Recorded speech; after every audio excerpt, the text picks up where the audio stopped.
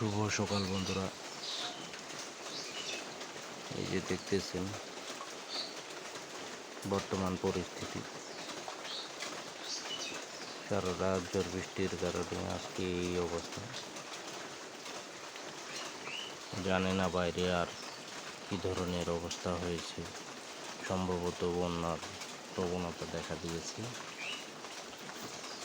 এই যে দেখতেছেন সব কিছু টইটুম্বর হয়ে গেছে।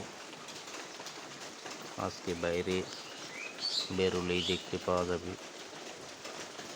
কোথায় কি অবস্থা। নদী নালা খাল বিল সম্ভবত ভরে গেছে টইটুম্বর হয়ে।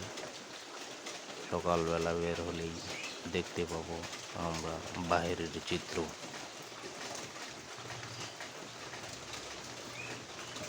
প্রকৃতি ভিজে গেছে। ধন্যবাদ।